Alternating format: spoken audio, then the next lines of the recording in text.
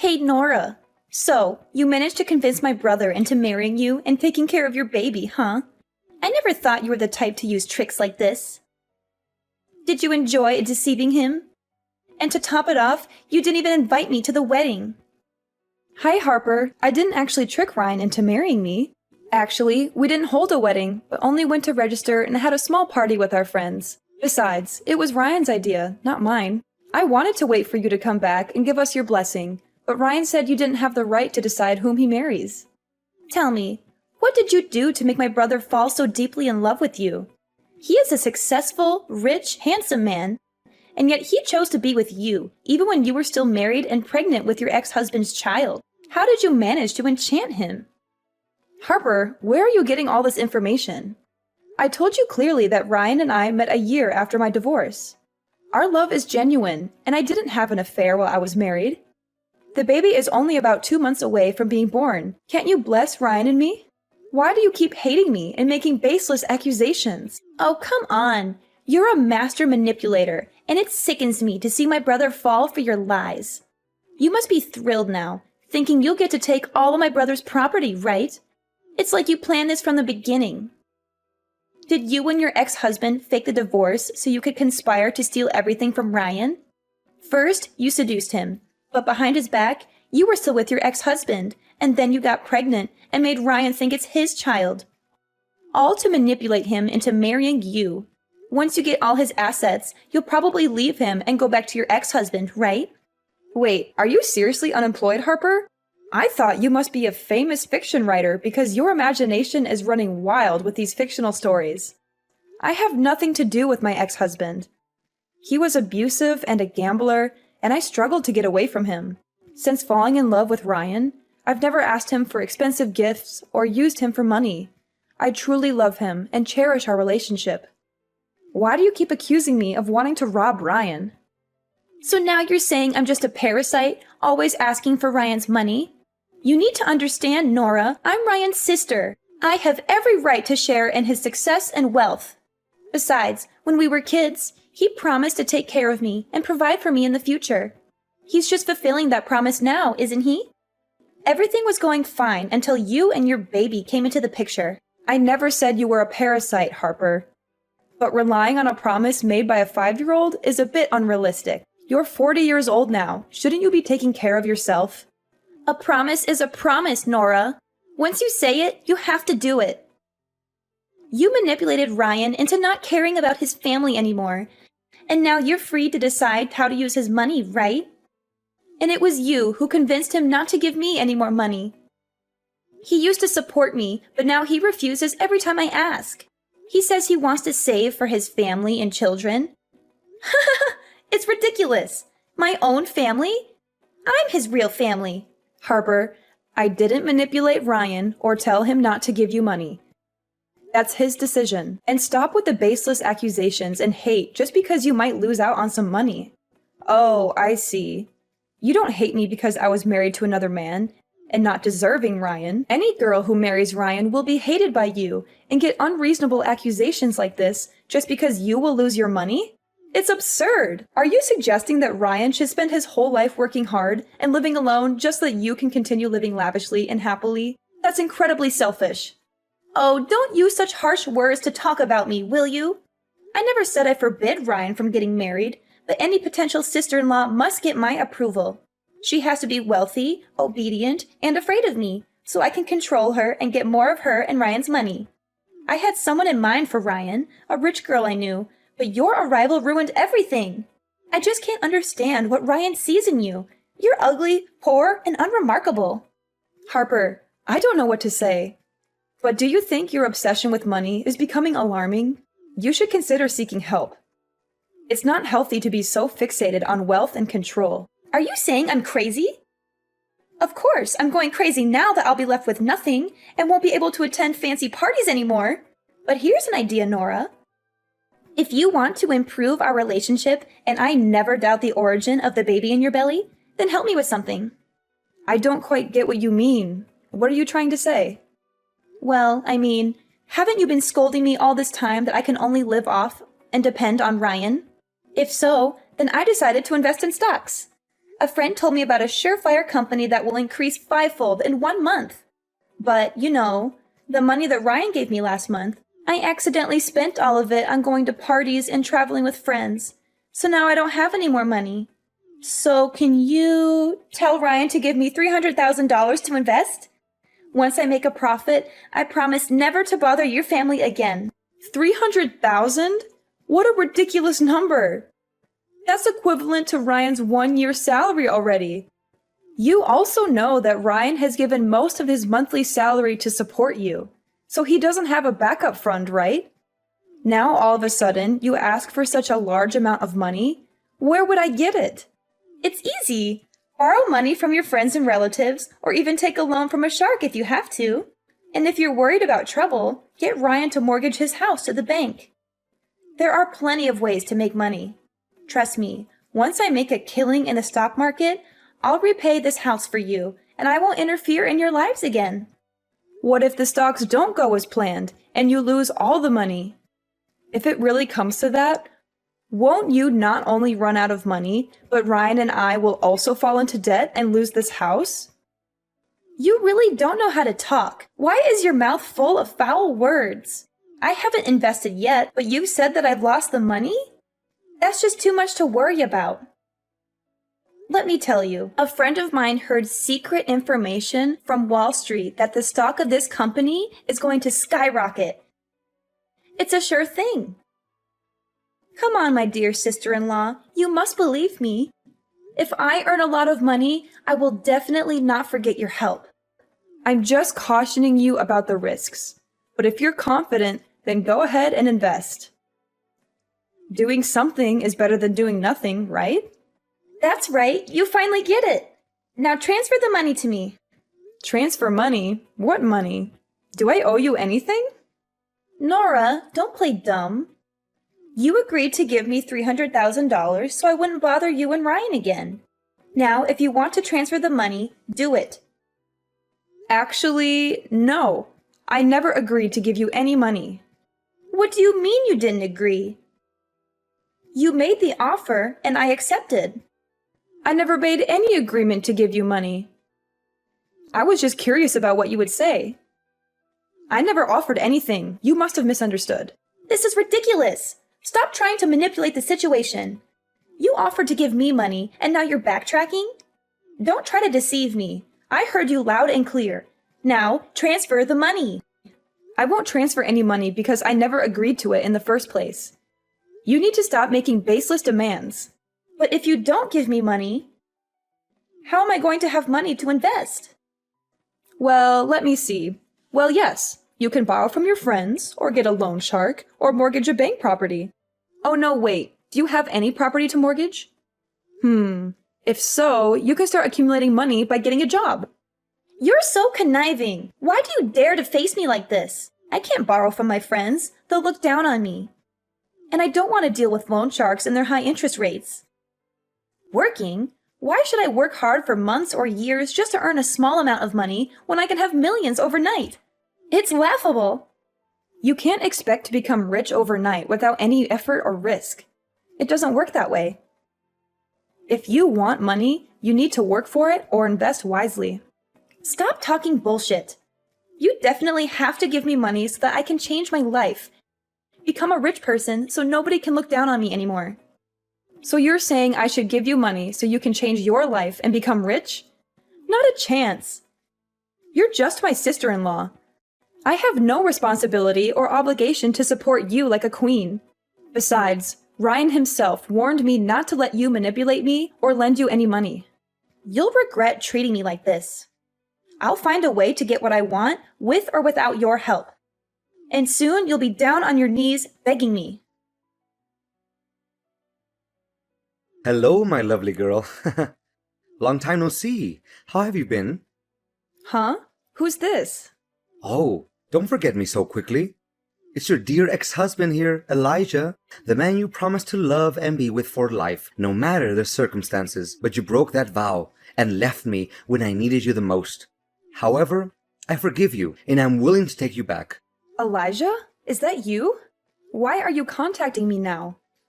I heard you found a new husband. Impressive. Where did you find a fool willing to raise another man's child? What are you talking about? Stop talking nonsense and get out of my life. Don't ever come to me and Ryan to mess with our lives again. We're done. Oh, don't be so fast, okay? Do you think I know your phone number, but not your home and your husband's business address? Well, if you don't want to talk to me, I'll have to go to your husband's company to talk to him. Thanks to that fool for taking care of you and my son for the past few months. But now, it's time to bring my son back to his biological father, right? No, you can't do that. Obviously, we've cut all ties. Didn't you say that as long as I pay off your gambling debt, you'll let me go and never disturb my life again? I even had to sell my mother's precious jewel brooch, the only memento left I have of her, to pay your debt and get out of that hellish marriage. And how dare you mention my son? That's my own son. He has nothing to do with you. Can't you just have a baby on your own? That baby is my son. I know I made mistakes in the past, but they were just normal actions of a husband when his wife prevents him from pursuing his passion. Normal actions? You call it normal to abuse me, beat me repeatedly on the face and stomach, even when I'm pregnant to the point of causing me to have a miscarriage just because I wouldn't give you money for gambling? Then, you didn't even feel the pain of heartlessly killing my poor child, but gloatingly said that I deserve it? I haven't seen you in over a year. You still haven't changed a bit. An evil and violent man. Oh, come on. That's all in the past. It's been a long time, and you still can't let it go? Listen, Nora, I've changed now. Bring my son to me, and we can live together.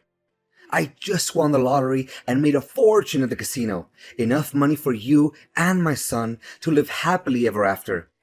You must be regretting leaving me now that I'm wealthy. But don't worry, I still want you back with me. Nora, come on. Stop sulking and come back to me. I don't understand, Elijah. Why do you always assume my baby is yours? Do you think that makes sense? We haven't seen each other in a year, have we? How could I be pregnant with your baby? Are you dreaming in the middle of the day? So what's wrong? Your son is also my son. Come on, Nora. Don't be so cranky, okay? You know how much I love you. I swear to take care of him like my own son, as long as you accept to give up everything and come back to me. Go away and never mention my son again. Didn't you say you have a lot of money already? Then go find a beautiful wife and have another child of your own. Why do you keep bothering me like that? Do you think I don't want that? Of course, that's my only wish right now. But I'll never be able to have another child of my own. It's all your fault. My fault? What have I done to you? Are you still pretending to know nothing? You really are stupid. It happened 5 months ago. After you left, I borrowed money to play in the casino to forget you. And it was a lucky day because I won several $1 million. But because I hated loan sharks for making you abandon me, I didn't want to pay them back. That day, they hunted me for money and I drove away. The debt collectors also chased after me. And because I was drunk before driving at high speed, I crashed in the construction site and had an accident. A terrible accident caused me to lose the ability to have children. I became an infertile man. I've become a useless man and will no longer be able to have a child of my own. Oh my God. I understand you're going through a difficult time, but you need to wake up and see the problem rationally. Your accident is entirely your own fault. Who forced you to borrow money for gambling and get involved with loan sharks? Drinking and driving was your decision too. Don't blame me for leaving you when you made my life unbearable. If you had been a good husband, worked hard, and loved me without abuse or violence, maybe we wouldn't have had to get divorced. Oh, now you're living a happy life. So you don't care whether I live or die, huh? Is that right? No matter what I say, you'll find a way to argue back. After our son disappeared, you were delighted because it gave you an excuse to divorce me. You moved on to a happy family and had another child with that man. You've forgotten about our poor child, haven't you? You don't deserve to be a mother. Enough! Stop it now! Not a day goes by that I'm not haunted by that horrible day. It was your fault. You lost all our money gambling and came home to force me to borrow more. When I refused, you hit me, even though I begged you to stop because I was pregnant. But you didn't listen, and you kicked me in the stomach, saying I didn't deserve to carry your child. I still have nightmares about that day. Then, why didn't you protect the baby? If you had, I would have a biological child now. You're useless. How dare you blame me? If it weren't for your mother at the time, kneeling down, begging me to forgive her because she was old, you were her only relative. I made her promise to help me divorce you, get rid of you completely. Now you are definitely still in prison. I don't care. I just know that my son is with you, and you must bring him back to me. If I can't have a happy life, then neither can you. Are you threatening me? Let me tell you something. I'm no longer the weak and helpless Nora you once knew. This time, if you dare to touch my husband and children, I will make sure you regret it. Now get the hell out of my life!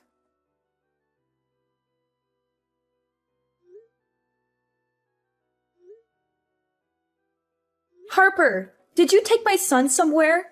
I went out to buy you a cake, and when I returned, both you and my son were gone. What? Your son? Why should I be responsible for such a smelly, messy creature? Can't he take care of himself? And you call yourself a good mother, leaving your child alone at home to go out. I didn't leave my son alone at home. You suddenly showed up and asked for a cake, so I went out to buy it for you. Before I left, I specifically asked you to look after my son, but when I came back, you were gone, and my son is missing.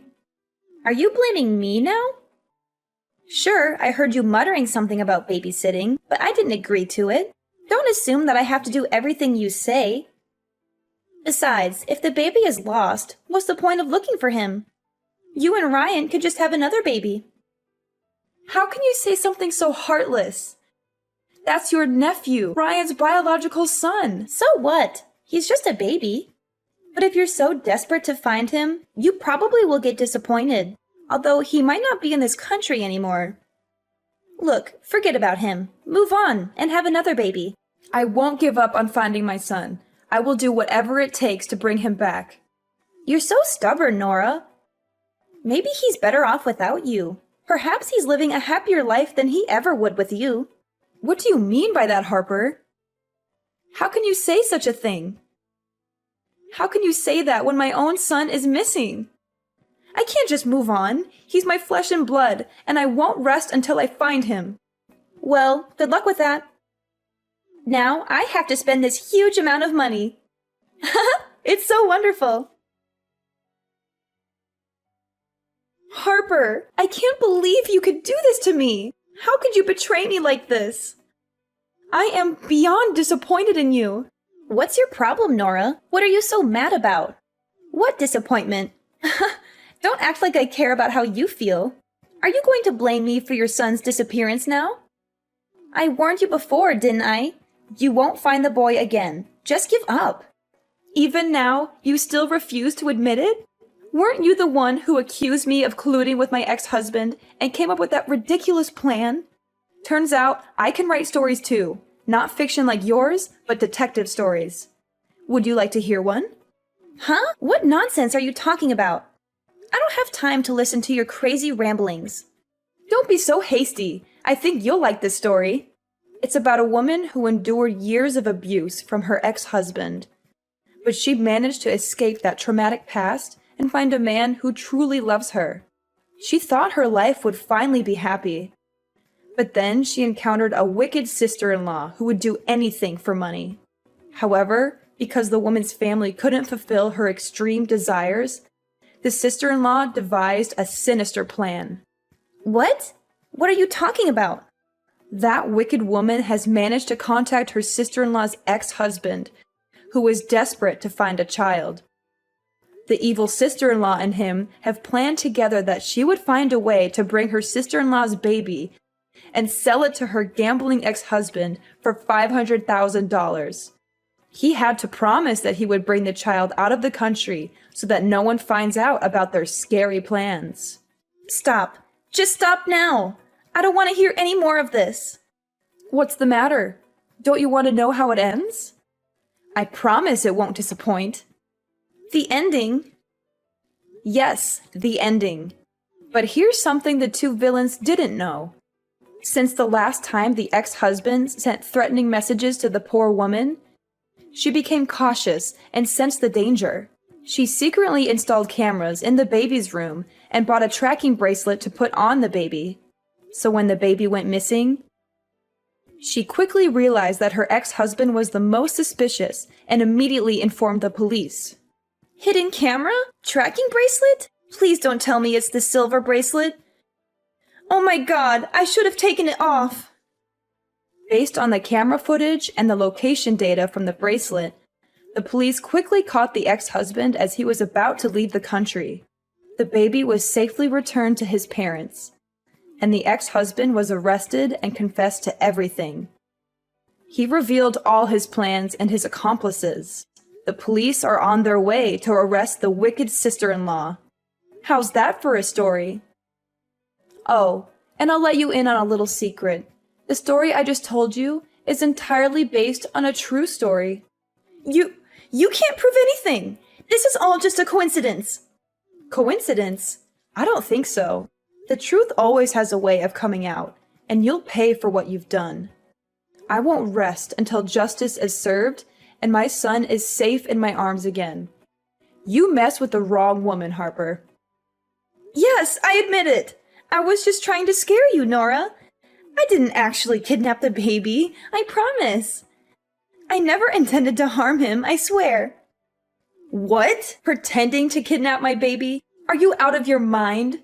Scare me? Do you think this is a joke, Harper? My baby's safety is not something to be taken lightly. How could you even think of such a cruel and heartless plan? I know I messed up big time. I was desperate, Nora. Desperate to find a way to get money for myself and solve my financial problems. I thought if I could borrow money from your ex-husband and invest it, I could return the money and make everything right.